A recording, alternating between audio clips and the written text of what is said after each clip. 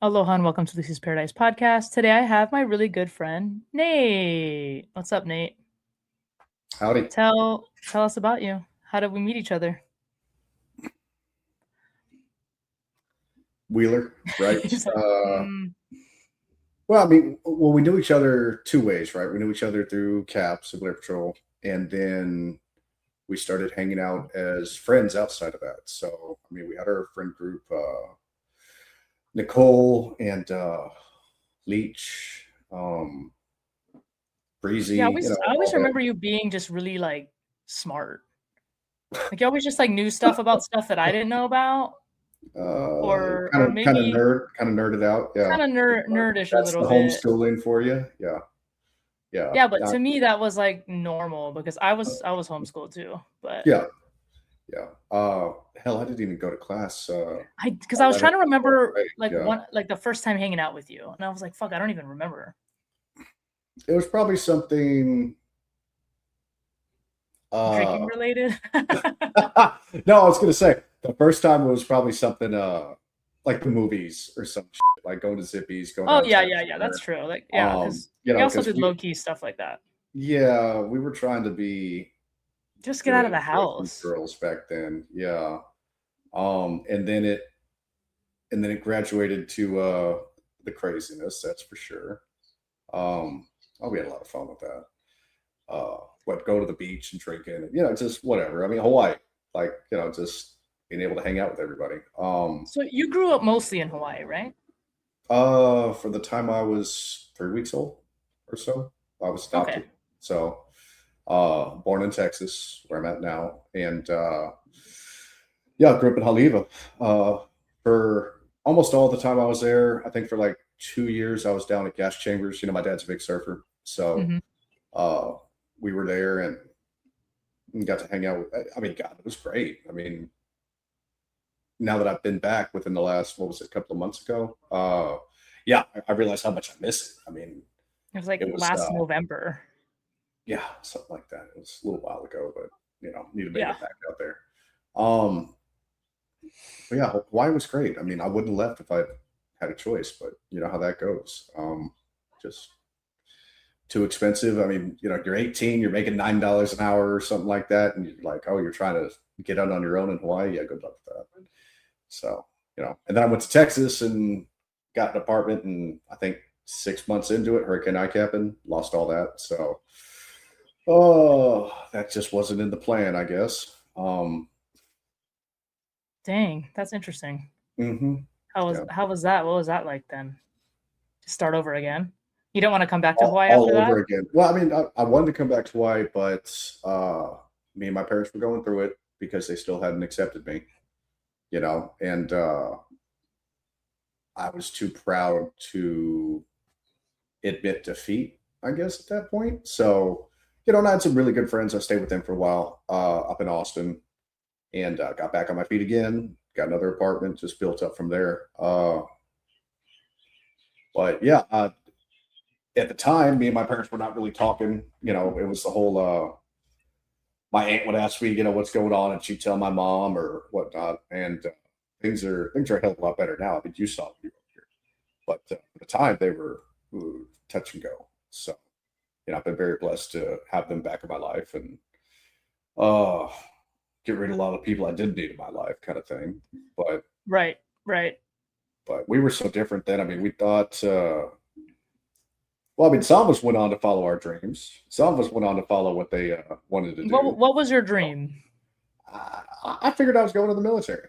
My entire, because I joined Cap at 12, right? I want to say. So that was back with Captain Yeah, Joe. I would have absolutely thought you were in the military for sure, Yeah, of and everybody. Yeah. it just is. Well, you remember when Tortuga got accepted to the Air Force Academy, Mhm. and it was like I like made a joke. I'm like, I'm going to apply, and I applied to West Point, and I didn't get accepted. But then again, I wasn't really trying. But ROTC, I clicked the little box that said, ROTC gets this, and I got a message from ROTC, I think in San Francisco, and they wanted to give me a full ride. It was like, well, don't ask, don't tell was still in effect at the time. That's how old I am. And I thought, well, I better not go to San Francisco and be gay and be an ROT, and all this shit. So, Might have been a smart move, not yeah, I don't know. yeah, well, I mean, hey, maybe I would have I think San Francisco State, I think, offered me a 3-year ROTC scholarship, but not not a the full full one. ride. Yeah. I Mm-mm. mean, that was my thing is I was kind of like, I don't want to get in there and then get kicked out and have to start all over again, or not be able to pay for school. So then University of Hawaii messaged me and they said that they were interested. So I went up there and I talked to them, and for the love of me, I can't remember why I decided to go to HPU for Hawaii Pacific University for my basics and then do ROTC at UH. Uh, Probably the cost or something, which wouldn't have mattered because ROTC was paying for it. But I don't know if you were there when I broke my wrist, but I broke my wrist real bad and I couldn't do the contracting push ups. I mean, I'm 37 now and I can do them no problem. But back in the day, I broken wrist, I couldn't do them. I think what the contract push ups was like 40 or something Mhm. in 2 minutes. Like, that's not a problem. But Right. then, yeah, I Well, couldn't not do with that it. you can't do it with So, a broken wrist, like, it just well, I mean, it was kind of healed. It just wasn't healed enough, So yeah, that that was, shit's painful. yeah. And I don't know. It was kind of, I've had a lot of those stories in my life where I'm It's kinda frustrating. about to do something that's great and then something just comes out of left field. And yeah, so anyway, so I couldn't contract and I had to pay for that first semester myself. And that wiped out my savings at 18. And I called my aunt in Texas and I was still having problems with my parents. And I said, I need to go. And went to Texas. So, and then a couple of years later, well, okay. And I got my dream job in Texas at 18. I was actually working at the Army Corps of Engineers as a gate guard. The little not Allied Universal, but little rent-a-cops that run the gates. And it was, I want to say, like $18 an hour, 60 hours a week. You literally just sat there and waved people through, and it was Yeah. great. And when Hurricane Ike happened, the base got a lot of damage. They shut the base down, and there was no need for us anymore. So, Oh. without getting into a lot of nitty gritty details, but we all lost our jobs, and not to mention losing our places to live. So, that was, I don't know. I was talking to my dad about it the other day, and it seems like, I don't know, God's been steering me in a certain direction, and I It's just might, unclear yet. It's I still, like, might unclear. still not exactly know where that direction is, but Mhm. with everything I've went through in my life, I'm a lot better now than I've ever been. Uh, and I know the viewers and such don't know me, but I've went and I've transported inmates on a prison transport to, I want to say, pretty much every state in the continental U.S. I might have missed some, but we were driving. I went to the police academy. Had a warrant out in the last month of the police academy that was a mistake and got dismissed, but I still had to quit the police academy to take care of it. And I was about to get That's hired out. frustrating. Yeah, that was insane. Uh, when you go into a courthouse and you wait for 3 hours to go up there and say, I'm not a 40-year-old Hispanic female. I don't drive a minivan. I'm not 300 pounds. Oh, dismissed. And I don't remember the exact cost, but the police academy was like $5,000. And I probably could have fought harder to get like readmitted or whatnot, but I was just so pissed at the time. It was like all this work and everything. And again, I don't remember exactly what my reasoning was, but I'm pretty sure that they weren't going to give me a refund. So I couldn't afford to go back. And wow, would life have been different if I had stayed there and been able to complete that? Because Mhm. after that, that's when my life went down, and that's where I got all these dumbass tattoos, and ended up being on the other side of the law for a while. Do you think it was, like, the people you're surrounding yourself with, or Mm, boredom, or like, what do you think it was? I want to say the first step in my downfall was drinking in excess, because when you're gay, you don't, especially back in our days, I guess we didn't really have any way to meet anybody unless it was at the bar. We Mhm. didn't have this grinder or any of There's this this crap, and it's not liquid like that. courage a little bit too. Exactly, exactly. And, a sense Yeah, of, I can see that. a sense of community, a sense of like, oh, well, these people get me or some shit. And I'm not exactly the quintessential gay anyway, but at least I could talk to people, that had been through shit like me. So going in there and drinking and, it started with that. And then the drugs they were everywhere for a while. And I was like, no, I'm not going to do that. And then I tried it. And 13 years of meth use or whatever it was. I mean, I don't know exactly. I don't have a date on my calendar for when I started it, but Yeah. 13 years or so later, that's a slippery slope. I never got to a point where I was really well. Okay, so what's the level of like really bad on drugs? What's the level of like really bad on meth? Is it when you're scratching yourself and stealing from people, or I mean, I think like had steal. everybody also has like a different version of like rock bottom, quote unquote, Mhm. because there are some people that are so high functioning, and then there are people that are like straight Yeah, homeless and that was me you at the know, high functioning part, not the homeless part. I was able to keep a and house and then my that bills makes it paid. and that's Yeah, almost tougher because you don't really have a rock bottom. So like, exactly. why change?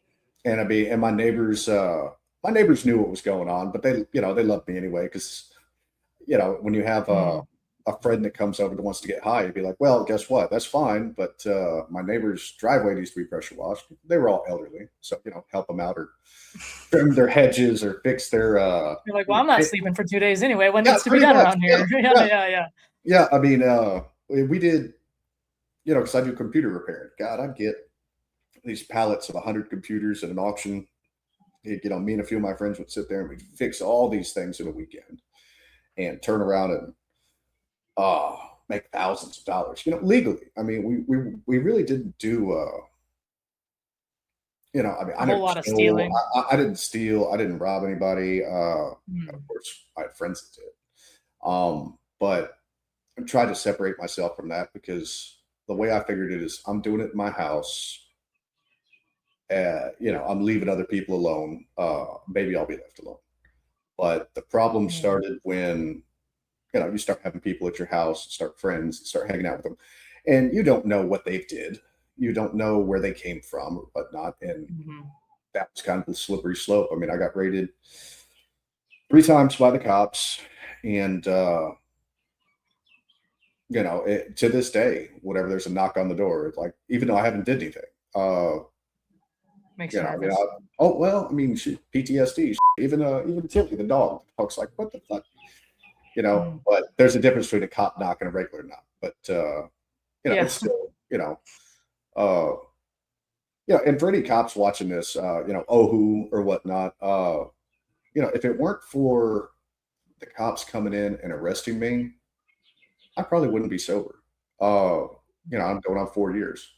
And if I had to spend the time that I did in prison, the time that I did in county, if I had to, like you said, hit rock bottom, I mean, lost my house, Yeah. uh, lost my business and gotten all kinds of confiscated and such. Um, yeah, I probably wouldn't have gotten sober because you're right. I mean, I was very high functioning. I was able to, work for 2 or 3 days straight. And So does it feel like good in a way now? Just like being able to like kind of feel normal again, or like I don't know, like, I'm still, or is it weird to like be tired and be like, oh shit, I can only do so much in a day, and like yeah, yeah. realizing, My age is catching up to me a little bit. I'm there's a complete difference. When you're on drugs, you don't have to worry about what everybody else worries about, which is what food, water, sleep. When you're on drugs, if you have more drugs, you don't care. mhm. And I mean, I could keep going for I usually try to just go for 2 days and then crash. But So were you if you like wanted so to, you could keep skinny? going. Were you like skinnier? Actually, I was fatter on meth. Interesting. I ate more on meth. I Mm. was one of the only ones. I ate more on meth. Okay, so my arms were held a lot skinnier. Like, I didn't have any muscle mass at all. And the only Mm. reason I have that is because I've been working out for the last 2 years religiously. But that's because I let my body get to a point where it was just you know, like my biceps were this size rather than, where they're at now. Hmm. And,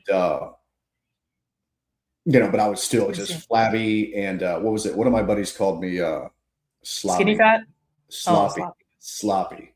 And yeah, skinny Hmm. fat, I guess. I don't know. But yeah, like I see pictures of me back then. I'm like, oof. Yeah. But no exercise. I mean, I could work.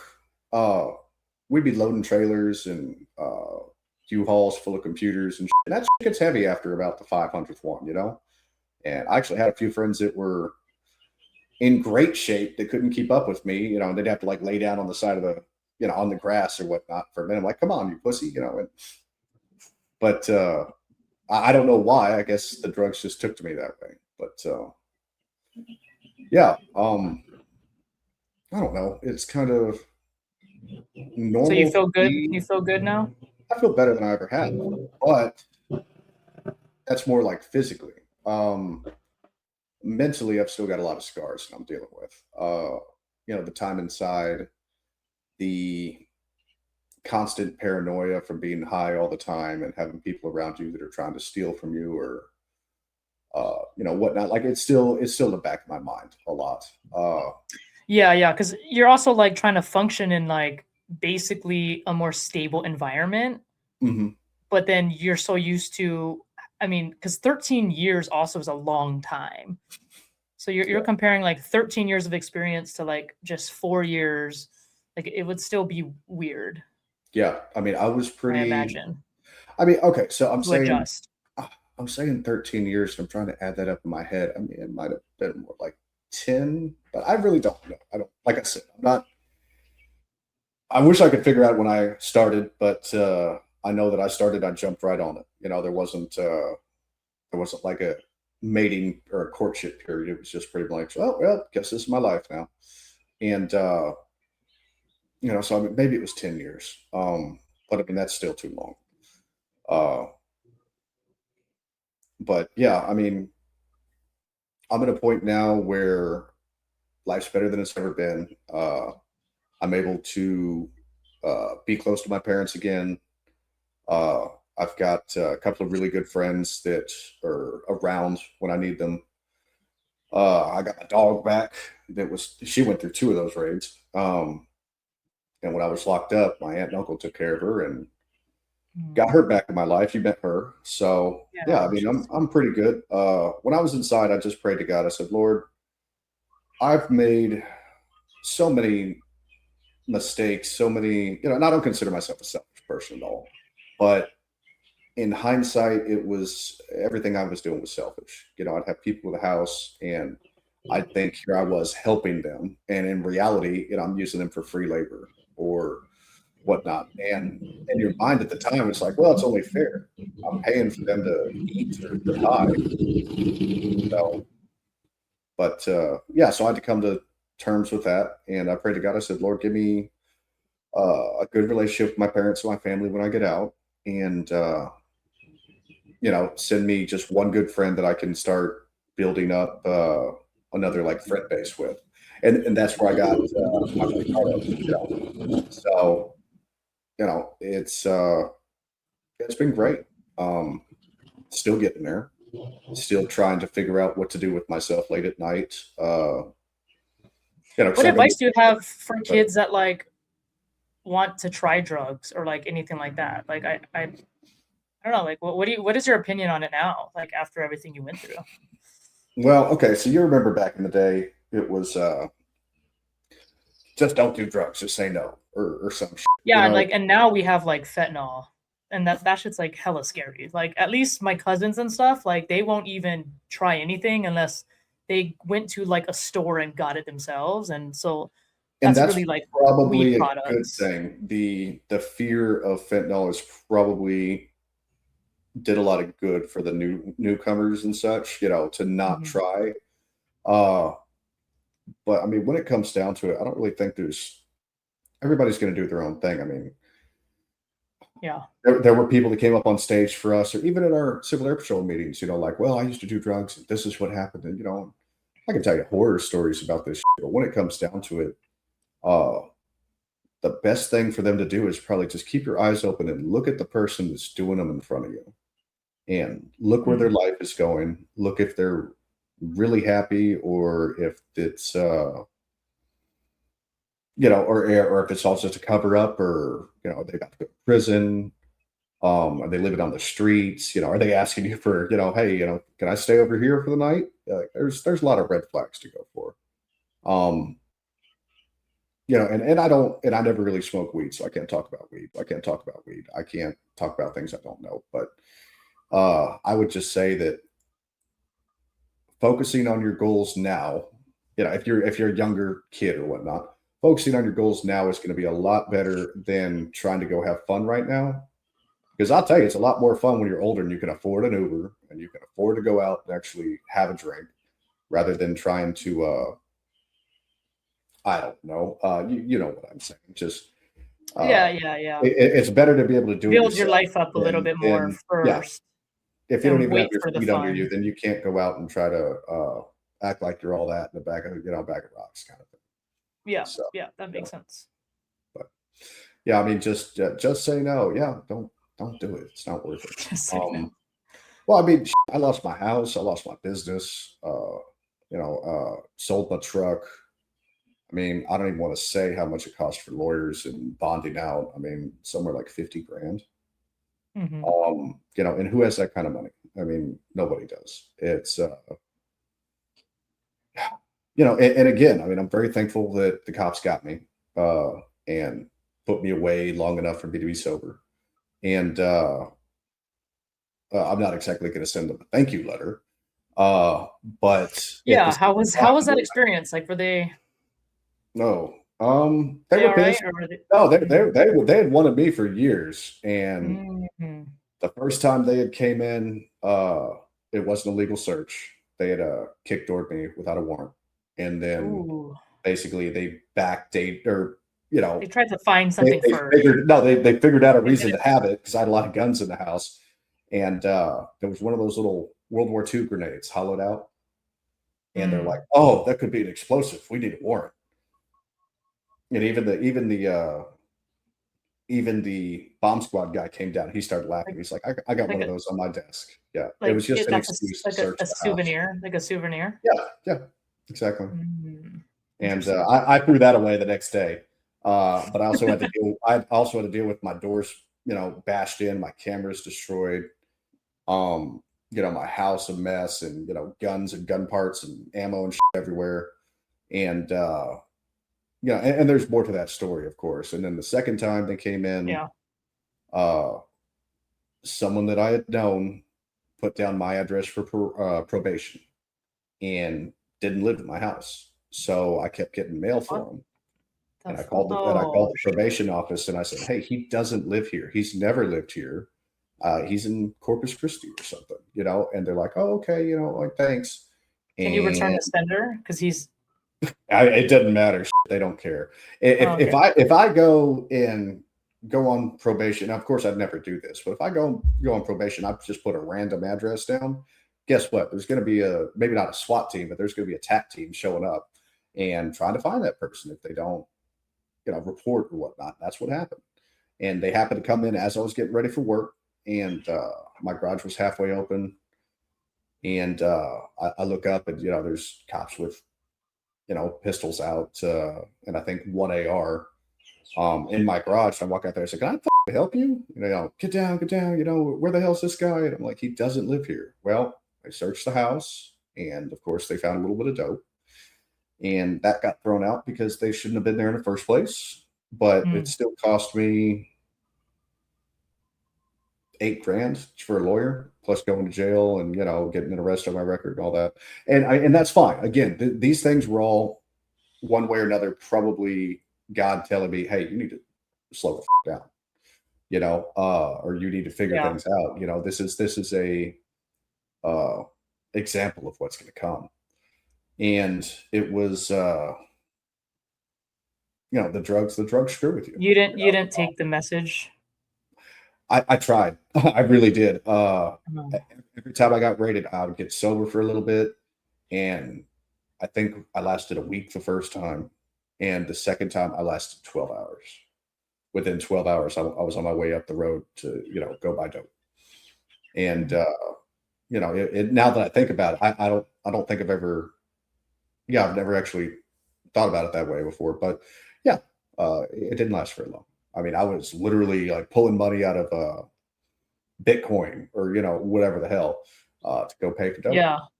You know, So what motivates you now every day? hmm, well, I mean, my parents are getting older, um, and I don't remember a lot of the last 10 years or whatever it was. So I guess just being around them, making new memories with family and friends. Trying to, and like I said, I'm not a super like prideful individual, but uh, I've got enough, I guess, cojones or whatnot to kind of like, okay, well, I said I'm going to do this, so I'm going to do this. I said I'm going to get better, I'm going to get stronger, I'm going to get, my business back running or whatnot. So I'm going to do that. So that's really it, motivation wise. Every now To and then someone regain will kind of what you tell me, lost. yeah, every now and then someone will tell me, man, you look so much different. My buddy will tell me, man, you're glowing. I'm like, okay, I don't know if that's good or not, but it's better than where I was at. And little Better things to like glow that. than to look sickly, you know? I You didn't even. definitely you Well, okay, definitely don't look sickly. I don't know. I mean, Back in the day, I probably did. Yeah. yeah, I mean, and it's so crazy because when I saw you again and we hung out on the North Shore, I was like, "Oh my god, it's like you never changed almost," to me. Like I know you went Yeah. through a lot, but Yeah. like I mean, I think yeah, I think you're super blessed and lucky too that because some people don't make it out, you know, There. looking okay, you know what I mean? So Well, I it's mean, you don't look like you went through what you again, went through. the entire time that I was in there, yeah, and I mean, and if you had been inside, some of my tattoos kind of give it away, but a lot of them.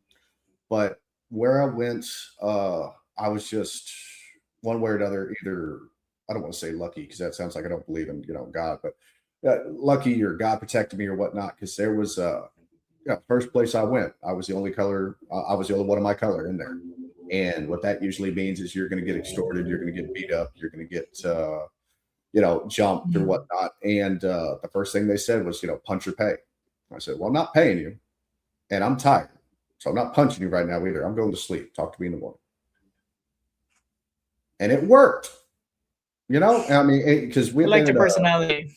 well, I mean, I was ready to fight. I really was, but I was just like, man, I am tired. Because we've been in a little, they call it a chicken coop, or at least they did, Mhm.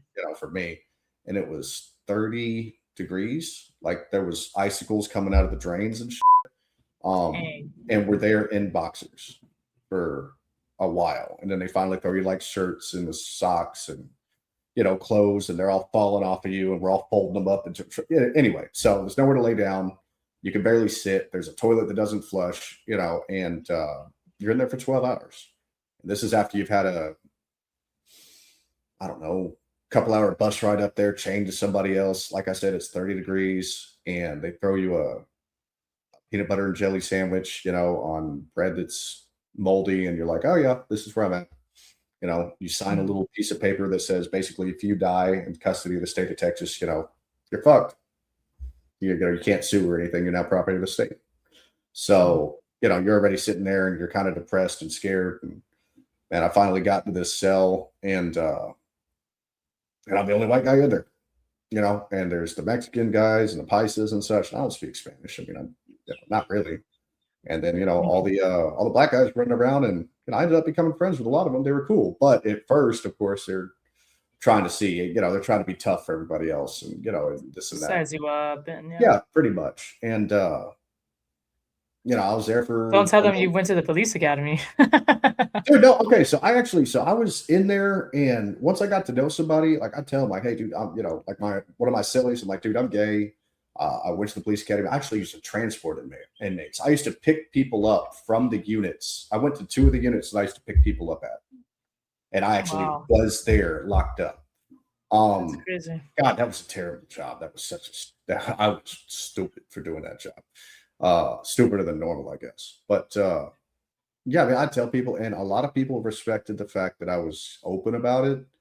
Mhm. There were always people talking behind your back and shit, but the one or two people or times that I got called, punk or whatnot, I just went up to them like, look, I'm gay. I'm not no punk. I'm not no, if you want to take it to the showers, we can. And, after that, they just kind of left me alone. I mean, I'm sure people would sticker behind my back. I didn't care. Whatever. I mean, I tried to be cool with So nobody everybody. tried to fight you. Oh yeah, yeah. I got into a couple of fights in there, but it wasn't about that. So Mm. yeah, but that's how it goes. I mean, you don't really have a choice in there. You just get it done. Try not to leave any marks, or hope you don't get any marks. It's What kind going of to get you. stuff can you do in there? Just like, is there anything to do or no? Just do push-ups all day? Nothing. We can go to the library. As long as your custody level is good, you can go to the library. They have tablets now, but you have to pay for pretty much not everything on there, but everything that's worthwhile. There's like some the most interesting thing, 'cause I'm a bookworm. The most interesting thing I saw on the tablets was they had a lot of books from like the 1900s and before that had their copyrights had run out. So you could read all these like thousands of books from 1900 before, but it's like the almanac of the world in, I don't know, like only 75% of the world had been discovered yet or so. I don't know.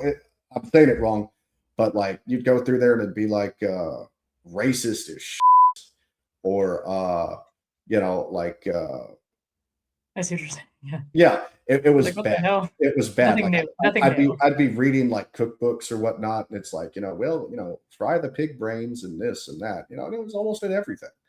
Or like explorers journals or whatnot. They're talking about the natives just being subhuman, and I'm like, oh my god, this is so bad. So And what is your go-to prison meal? oh well, okay, if we're making it ourselves, you mean?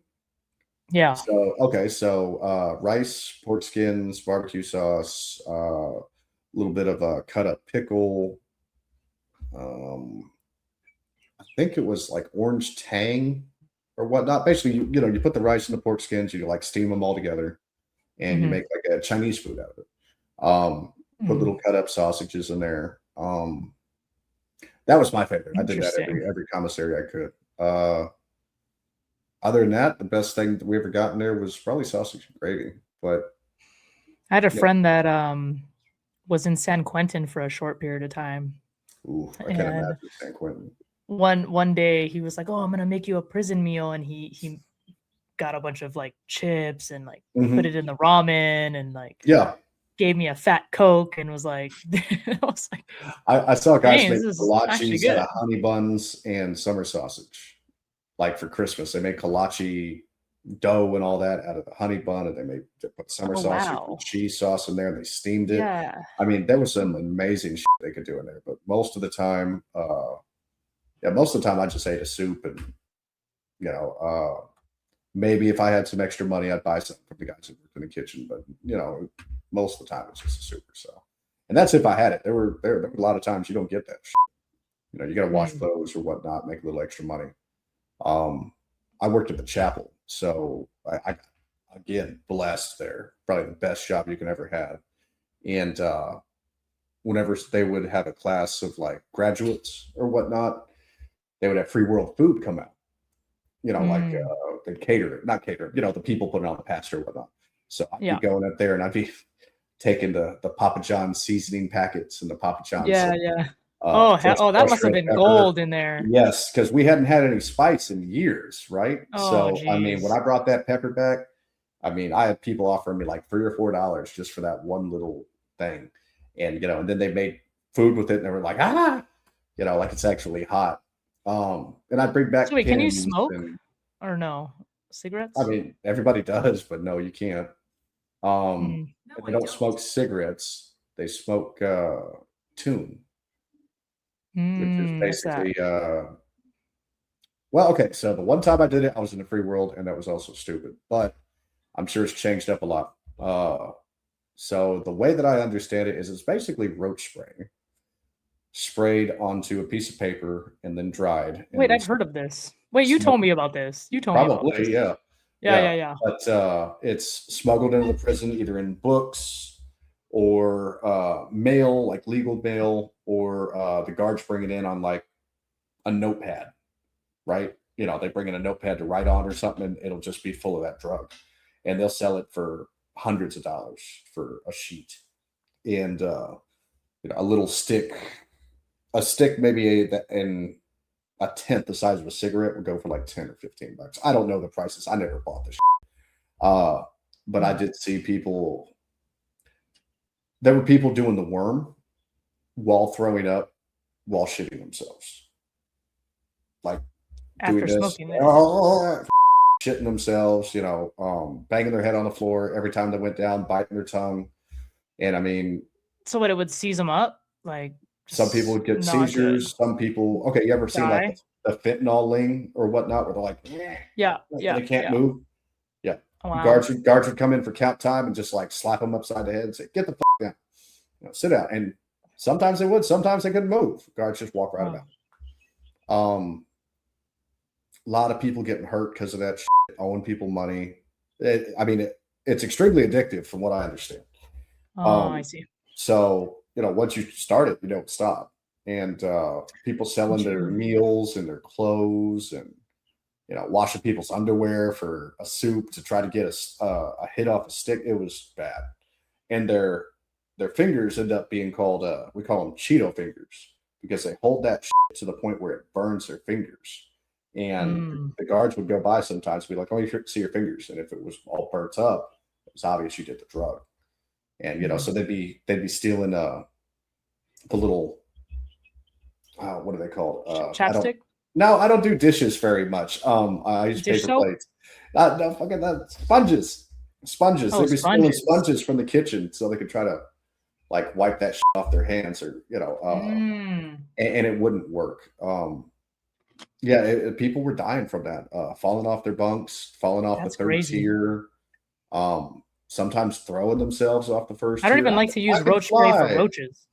Can I imagine smoking The that? guards Oh, would and the funniest thing was the guards would come in and actually like spray the trash cans sometimes for like the, you know, because there's flies and roaches and all that shit everywhere. So they spray the trash cans, and the second they leave, every single tune head or anybody that didn't have anything would run up there with a napkin and try to get what they could out of it to go dry it and smoke it.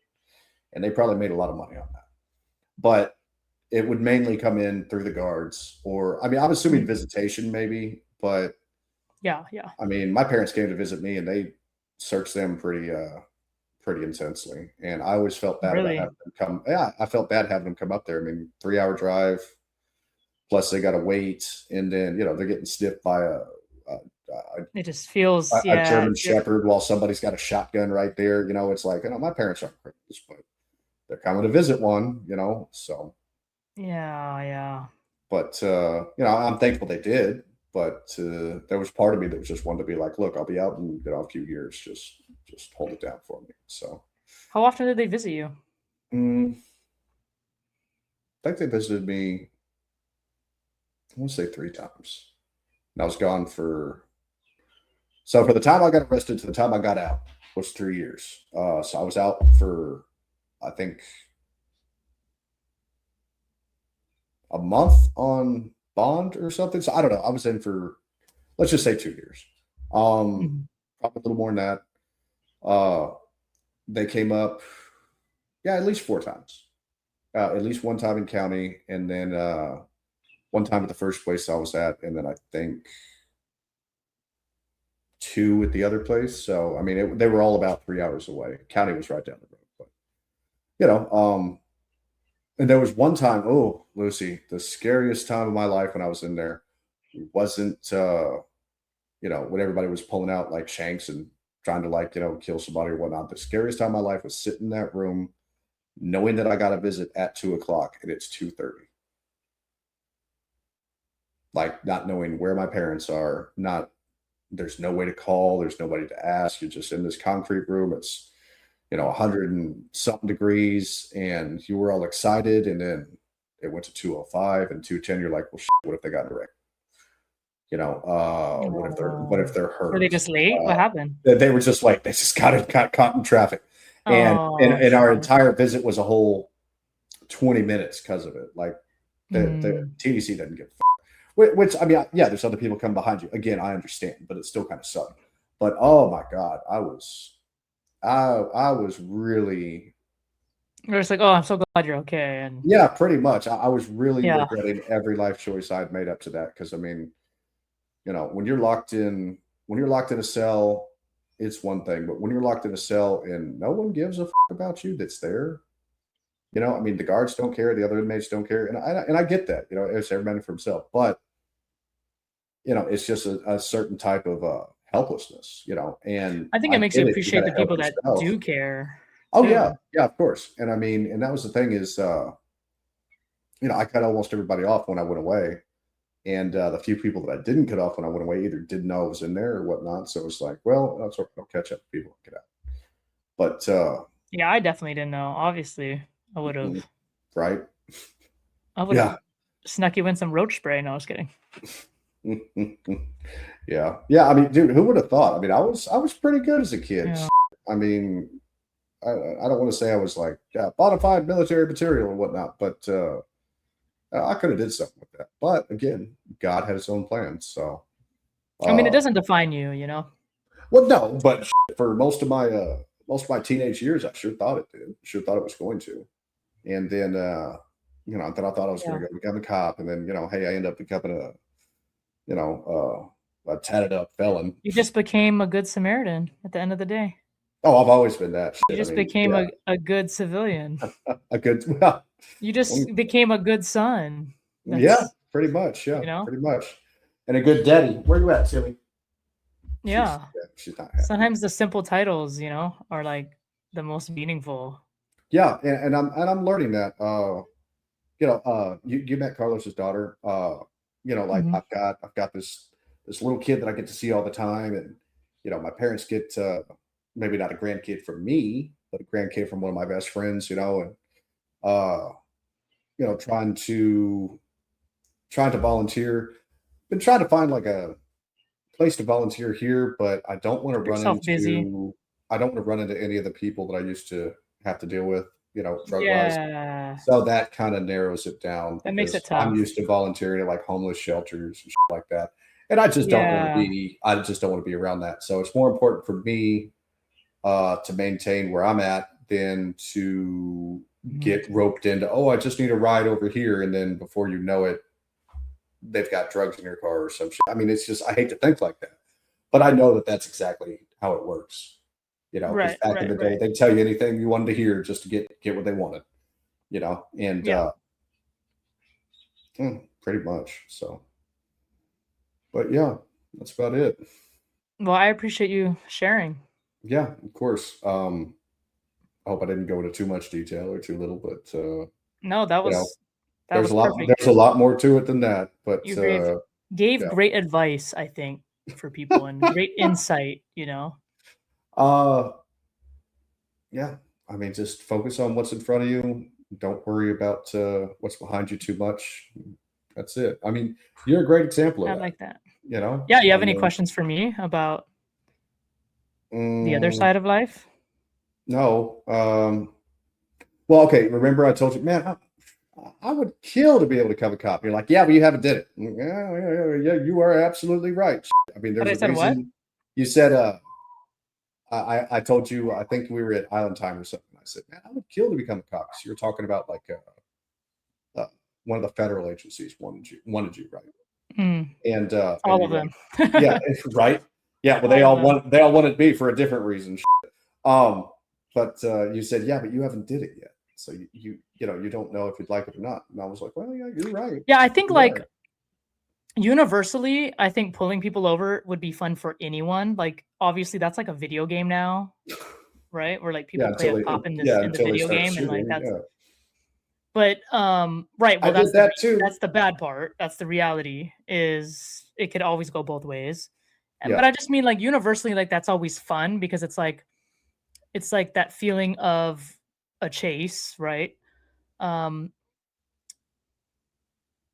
yeah, but and the grass is always greener, the grass is always greener. yeah, until you get there. Yeah, the grass is always greener. So I mean, and obviously it was different because I was a military police officer and in the military, not civilian police. So it's so different because there are periods of time where we're doing a lot of field stuff, and then there's periods of time where we're like literally doing law enforcement stuff. Yeah. So the cool thing about that is like you feel like you're never bored, because right when you start kind of getting Acclimated like or whatnot to what you're yeah, doing. like feeling like yeah, whether one or the other, like we would have to change over, and then then you're doing regular law enforcement or whatever. But and then there's days that you catch a crazy case or whatever, and you're like, I can't believe that just happened, and you're up for like 14, 15 hours making sure your report's perfect and all that. Um, but yeah, it's I always described it as like, so the front desk girls always talked about how they always answered the calls for the drama, and the Mhm. police went to the drama. Yeah. And so that's kind of what it is. Like you're always just going to all the drama.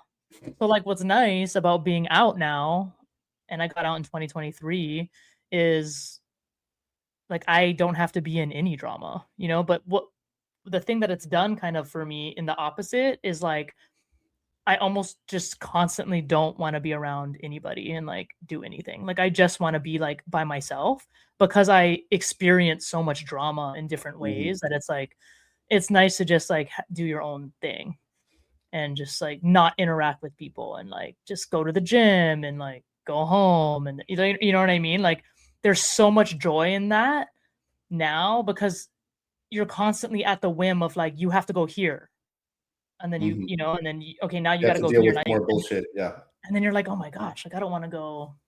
Yeah, and obviously then you have the ability as well to like look for work or just let the work come to you, right? Because you're going to get calls. Yeah. Like you're going to get calls no matter what. Or you can like pull traffic and kind of like look for work. And but I mean, yeah, it's an interesting experience. But yeah, I mean, you always have to have your integrity in check, and it's like it's constant, just constant, because you don't know what you're going to encounter, and that can always be a lot of pressure. Mhm. And then they expect every like the MPs, even when you're not on shift, like you're always an MP. So it's like Of course. Even having if that you're out on the mindset, yeah. it's a lot. And then when I was on the special reaction team for 2 years, we were on call, 24-hour call, and we had a 2 beer drink limit. So like that's a lot of pressure too. I had to Yeah. basically put in a form to have a birthday weekend Mhm. so I could drink more than 2 beers, right? Yeah. Because they're not going to call me to go get, an active shooter barricaded subjects, right? Like it's such a liability. So they have to like, Yeah, of course. but that's a lot of pressure too. I mean, you're on like, and when you get that phone call, you have 3 hours to get there. So it's like, Mhm. like max time. So you like you have to be like in gear, weapon checked, everything ready to go. Maximum limit was like 3 hours. So it's like it's just a lot of stress and pressure.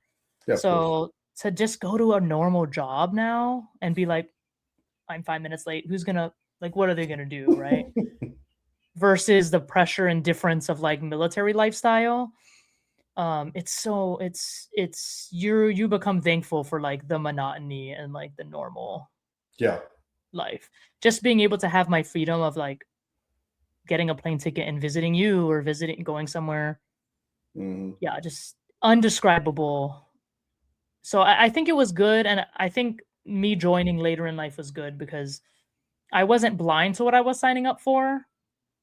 So it wasn't like I was like a young naive 18-year-old that didn't know. So I did know what I was getting into, and I really tried to do as many years as I could, but I was pretty deteriorating. My body was pretty going through it already. Oh yeah. So yeah, I'm happy to do what I want to do now with ultimate Pretty freedom. much. It's nice. Ultimate freedom. Yeah, Well, I ultimate mean, freedom. yeah, hopefully we can see y'all in 10 months. Yes, Mhm. definitely. Yeah. We'll have to Definitely, definitely. we'll have to call our friend and see if she can make it or not. But yeah, Yes. Yes. Well, thank you for being on. of course. Um, yeah, how can people support you with your journey in sobriety? Like computer Um, questions, or I mean, it's kind of hard because you live in Texas, but if they're in Texas, I guess, um, and they need well, I mean, computer repair, right? well, I mean, if they're in Texas, yeah, they can look me up, or I message you or whatnot. I mean, I'm not gonna throw the shit out on here. But I mean, the main way to support me is just support you, dear. I mean, your journey with the podcast and such is, taking you a long way, and we want to keep you going one way or another. And I that's like why that. everybody's happy to be on here and help support you. This isn't about us; it's about you, honey. Thank you. Thank you. Yes, Yeah. ma'am. I just want to make sure. Yeah. I definitely, I'm here to support you. I was gonna Mhm. ask you that, like, kind of like, I don't know. I'm just like amazed at like how mentally strong you are. You know, like That's through the everything. first. um. Well, Uh. at least from what I've seen, so it's like, Well, I mean, what were you it's telling just yourself when you weren't in that place um. mentally? Like, you just have a big, like good sense of God, or like what Well, I was it? mean, when I wasn't in a good spot mentally, it was really not a good spot. And that's my dog. Tilly, come here. Um, and then I wouldn't tell myself anything. I was just letting every emotion and every betrayal and every piece of shit that I had dealt with just overwhelm me to a point where I didn't even reach out to my parents for help. I didn't reach out for God to help. I just, was besides myself with grief and such. So, and the drugs didn't help either. Um, so now, I mean, like I said, I mean, I wake up and check on my folks and check on the dog and work and go to the gym and go home and play video games. Hope that eventually I'm going to find somebody to share life with. But if not, it's okay. I got my dog. I got my parents. I got good friends. So, but yeah. So apparently, I need to take her out before she poops on the ground. So, Okay, Tilly, take her you want out. to come? You want to come say hi? Come here. We'll see if she says hi.